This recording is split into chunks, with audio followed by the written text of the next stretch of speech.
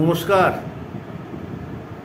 Cooks and other blog চ্যানেলের পক্ষ থেকে সকলকে অনেক শুভেচ্ছা, অনেক অভিনন্দন, অনেক ভালোবাসা। ক্যামেরায় আসতে আজকে অনেকটাই দেরি হয়ে গেছে।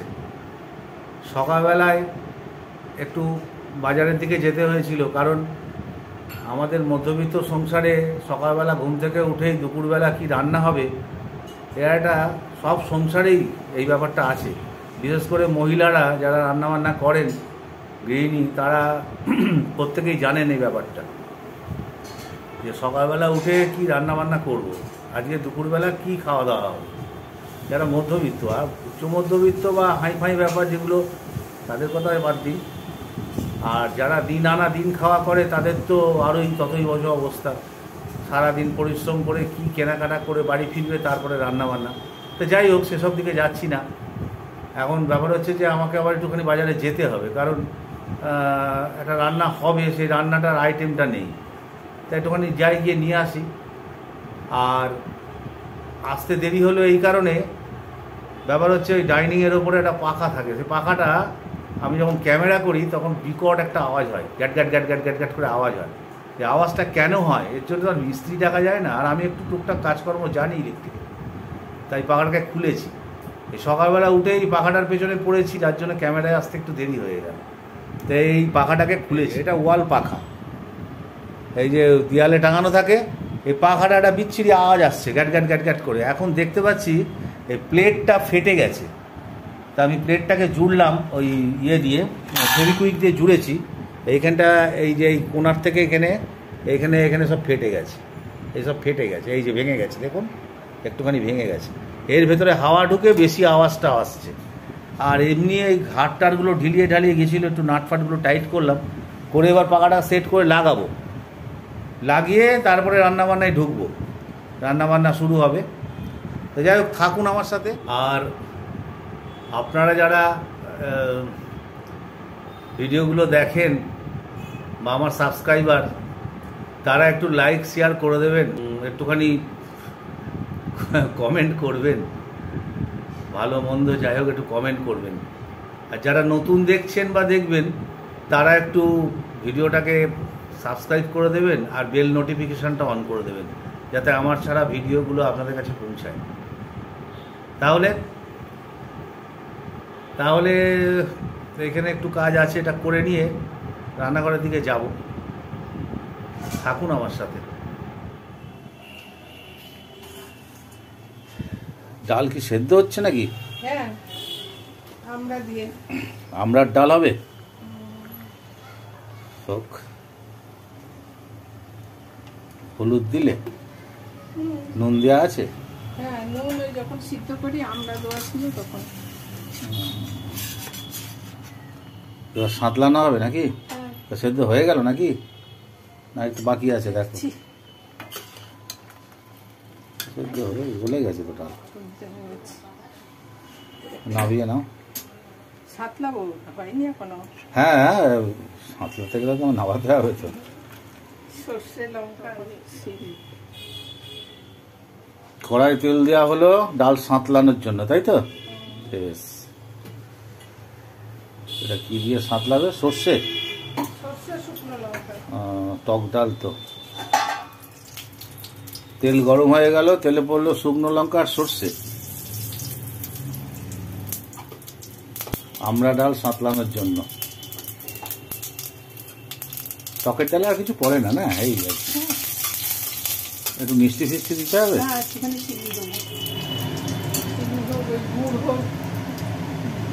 গুড় দিলে আবার রংটা কালো হয়ে যাবে। বাস,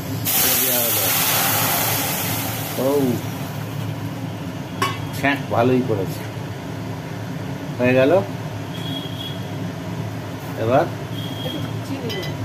এবার ওর মধ্যে একটুখানি হালকা করে চিনি।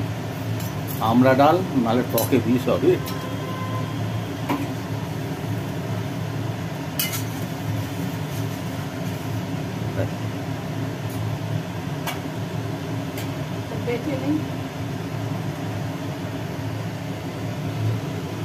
এটা নামিয়ে বাটবে না? বাটছো তো? বাড়তে এটা কি ধনে এই না কি এটা জিরে কাঁচা লঙ্কা, জিরে আর কাঁচা লঙ্কা বাড়ছো চিংড়ি মাছের আর একটা রেসিপির জন্য আর কি। তাহলে ডাল নেমে গেল তাই তো, বাস ডাল নেমে গেল। এবার জিরে আর কাঁচা লঙ্কা, মানে কাঁচা লঙ্কা পাকা, বাজার থেকে নিয়ে এসেছিলাম, ওইটা বাটা হচ্ছে।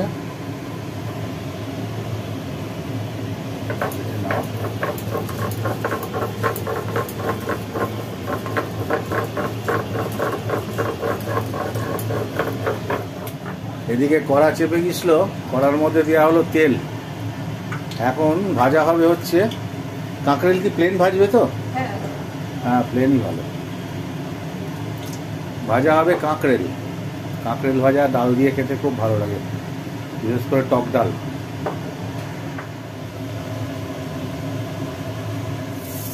তেলটা গরম হওয়ার পর গোল গোল করে কেটে রাখা কাঁকড়েলগুলো তেলের মধ্যে দেওয়া হচ্ছে ভাজার জন্য।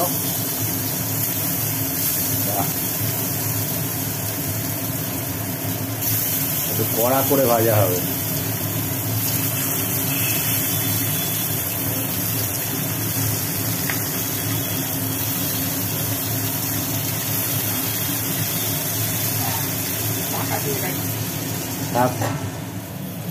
কাঁকড়েলগুলো ভাজা হয়ে গেল, এবার এগুলোকে তুলে নেওয়া হচ্ছে একটা একটা করে।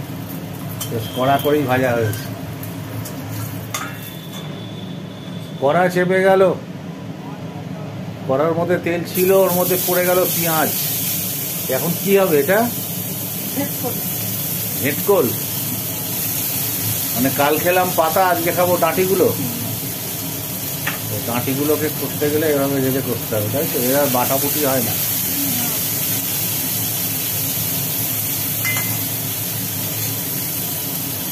আজকে খারকোল বা ঘেঁটকোলের ডাঁটিগুলো রান্না করা হবে। কিভাবে হয় দেখা যাক। আচ্ছা, ঘেঁটকোলের ডাঁটিগুলো সেদ্ধ করে রাখা ছিল, এবার এগুলো ভাজা পেঁয়াজের ওপরে দিয়ে দেওয়া হলো। তেল বেশি লাগে, একটু তেল লাগে, এগুলো তেল তেল হলে তবে।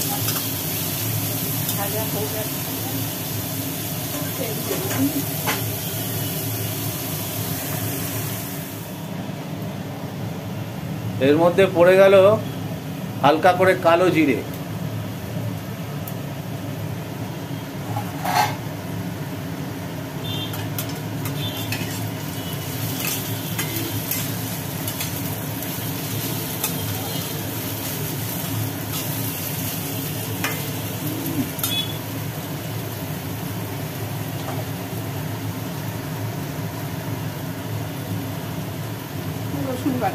হালকা রসুন বাটা পড়লো, একটু হালকা করে আদা বাটা পড়লো,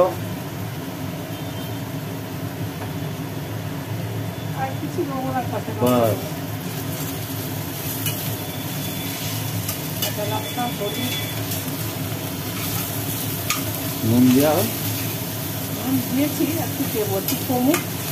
নুন দিয়ে সেদ্ধ করেছিল। আচ্ছা, এখন এর ওপরে কাঁচা লঙ্কা ছিঁড়ে দিয়ে দেওয়া হলো।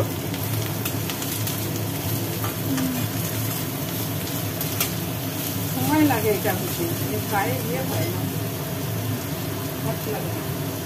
যা দেওয়ার দিয়ে দাও। আর দিয়ে দেওয়া হলো পরিমাণ মতো হলুদ। এর মধ্যে মিষ্টি টিষ্টি কিছু পড়ছে না তো? যা দেওয়ার দিয়ে দাও।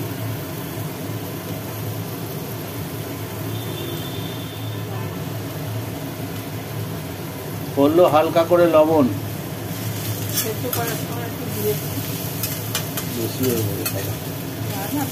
একটা বড় পেঁয়াজ দেওয়া আছে, আদা রসুন আছে।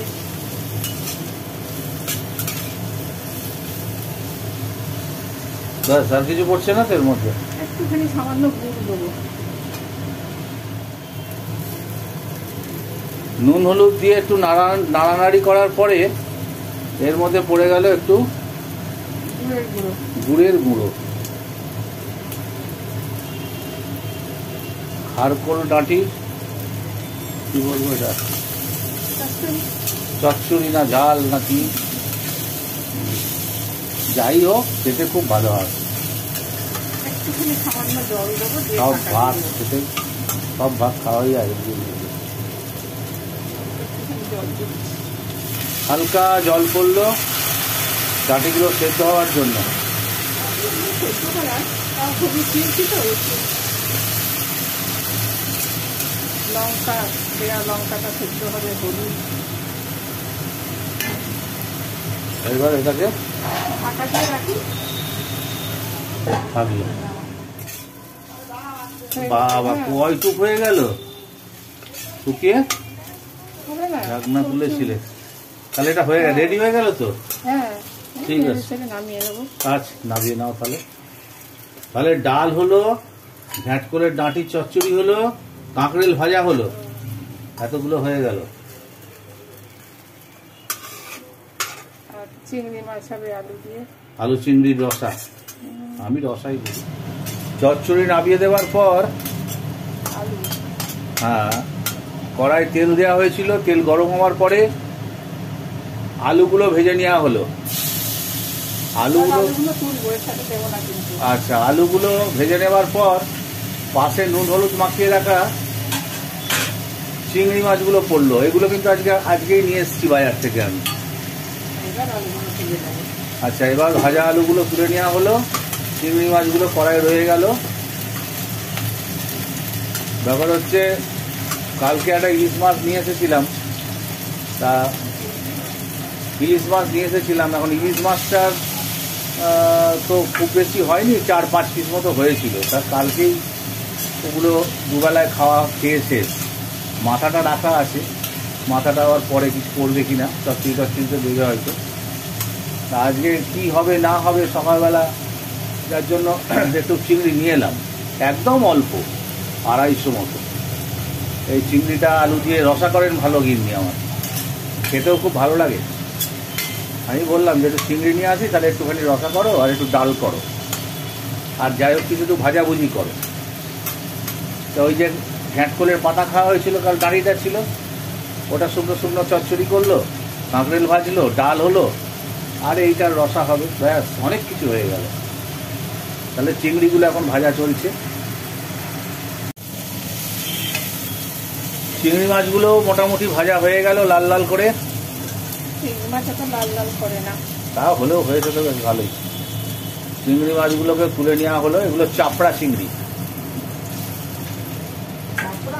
হ্যাঁ, চাপড়া বলে, চাপড়া চিংড়ি। কড়াই আবার একটু হালকা তেল পড়লো,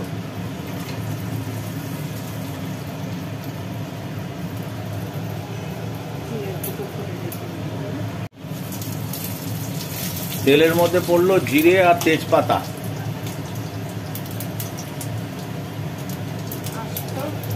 এলাচ, লবঙ্গ আর দারচিনি। এলাচ, লবঙ্গ, দারচিনি।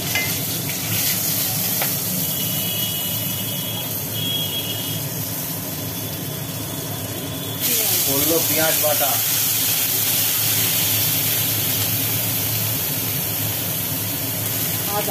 আদা বাটা, রসুন বাটা,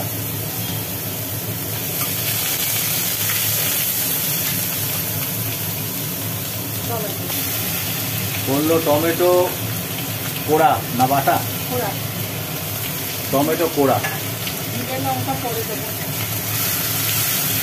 আচ্ছা, এই মশলাগুলোকে হালকা করে এখন হালকা জল দিয়ে কষিয়ে নেওয়া হবে।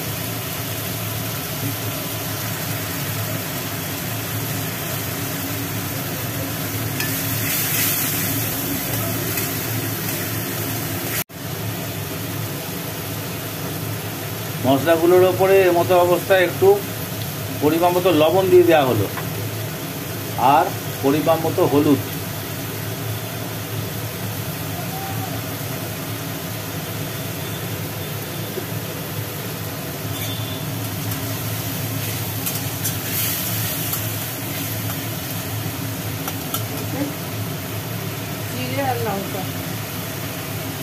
মশলাটা খানিকটা নাড়াচাড়া করে নেওয়ার পরে এর মধ্যে পড়ে গেল জিরে বাটা এবং লঙ্কা বাটা।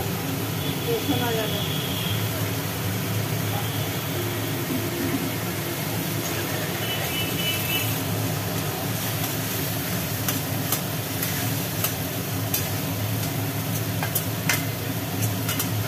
সমস্ত মশলার উপকরণগুলো দিয়ে আচ্ছা করে কষানো হচ্ছে আর কি গ্রেভিটাকে। টমেটো পেঁয়াজ মশলাগুলো থেকে মোটামুটি তেল ছেড়ে দিয়েছে। এবার ভাজা আলুগুলো মশলার মধ্যে দিয়ে দেওয়া হলো। আলুতে মশলাতে এবার একটু নাড়িয়ে চাড়িয়ে নেওয়া হচ্ছে। কিছুক্ষণ আলুতে মশলাতে কষিয়ে নেওয়ার পর এর মধ্যে পড়ে গেল জল।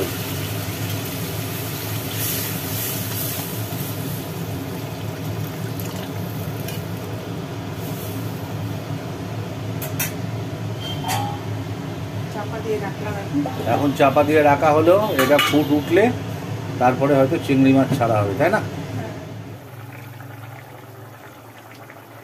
আচ্ছা, এ তো টকবক করে ফুটছে।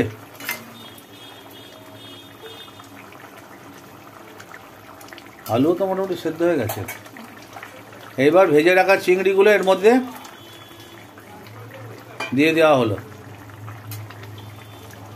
বাহ, একটু ফুটুক।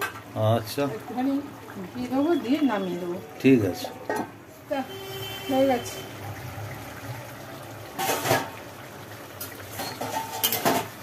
চিংড়ি দেওয়ার পরে চাপা দিয়ে রাখা হয়েছিল, চাপাটা খোলা হলো।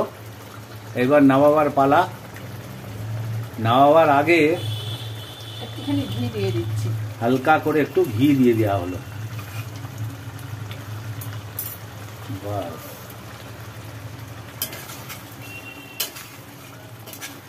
কমপ্লিট তো? হ্যাঁ। আচ্ছা, এটাও কমপ্লিট। আচ্ছা, আর নামিয়ে নিচ্ছি। তুমি চাটা বসিয়ে দাও। চা বসিয়ে দেবো? রান্না কমপ্লিট, তাহলে রান্নার পর্ব শেষ, তাই তো? হ্যাঁ, বসিয়ে দাও। আচ্ছা, এবার এই চাটা বসিয়ে দিলাম। এটা হচ্ছে আমার চা স্পেশাল। টাইম হয়ে গেছে, টাইম ওভার হয়ে গেছে।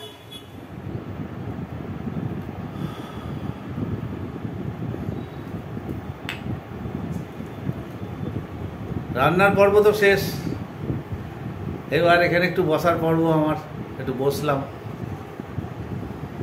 ব্যাপার হচ্ছে,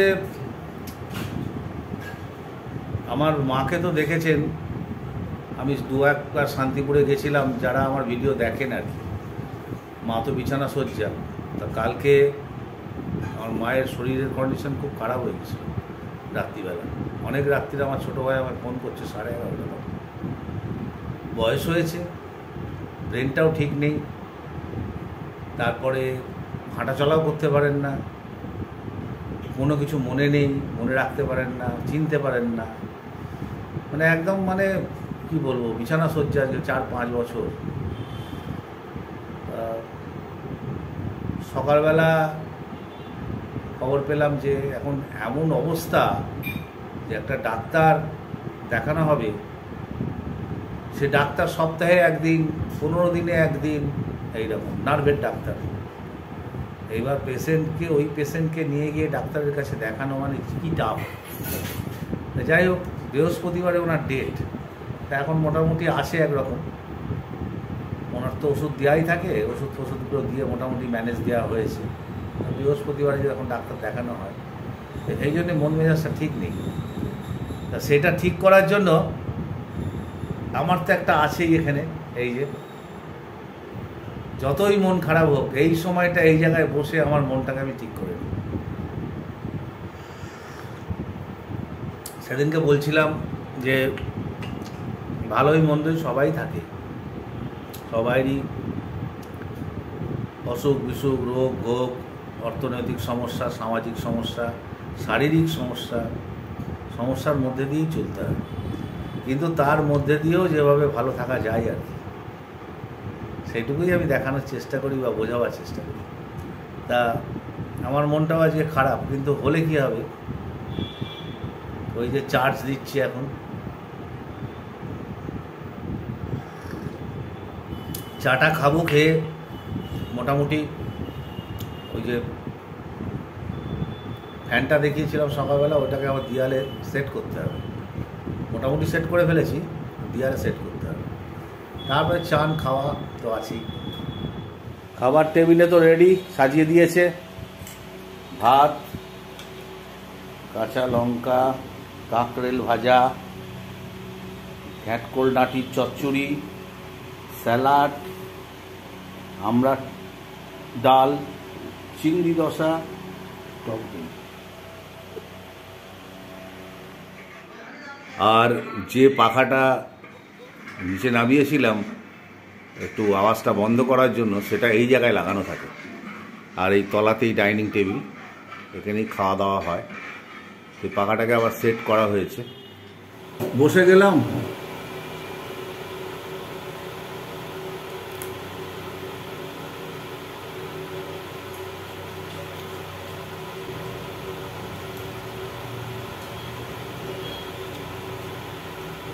রসুন দুকুয়া,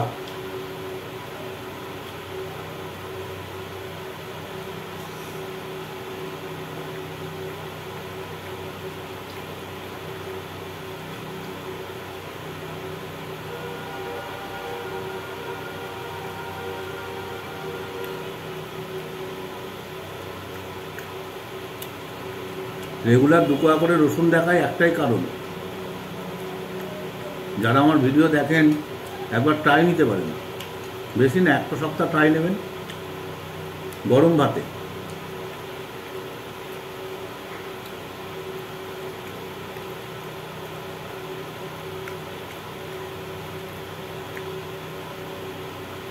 আমরা ডাল যেতে আগে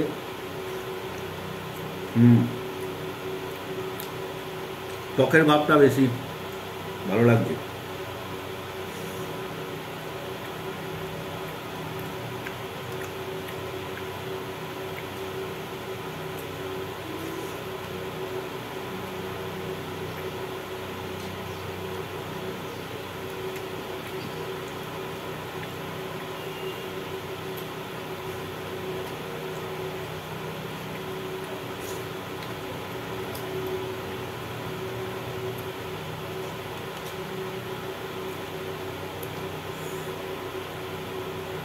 অ্যাকচুয়ালি একটা ডাল ভাজা হলেই ভাত খাওয়া হয়ে যায়, সঙ্গে টক ডাল। তবু একটু মাছ, সঙ্গে সাইডে একটা কিছু।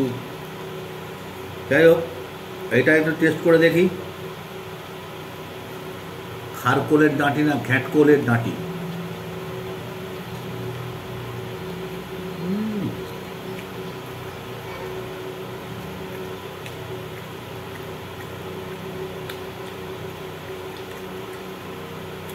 এগুলো আবার এক টাইপের, চিংড়ি রসা, ঘ্যাটকোলের ডাঁটি চচ্চড়ি, লোটে মাছ ঝুড়ো, এগুলো একটা স্টাইলের স্বাদ। ঝাল ঝাল ফ্যান্টাস্টিক হয়েছে।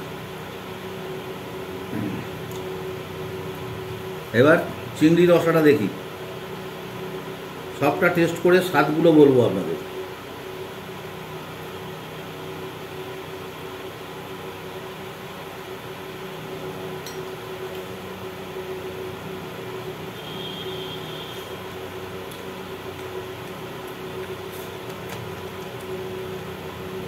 এই তরকারি তো মাঝে মাঝেই হয়, এর আগেও আমি ভিডিওতে ছেড়েছিলাম। এর স্বাদ সেই একই রকম, আর এত টেস্টি হয়, শুকনো শুকনো এই দিয়েই ভাত খাওয়া হয়ে যায়। তাহলে সবই রইল, টক ডাল দিয়ে আবার একটু শুরু করি। তারপরে এটা আছে ঘ্যাটকোল, তারপরে ওই চিংড়ি রসা, স্যালাড, টক দই সবই রয়েছে। তাহলে আমি আস্তে আস্তে খাই।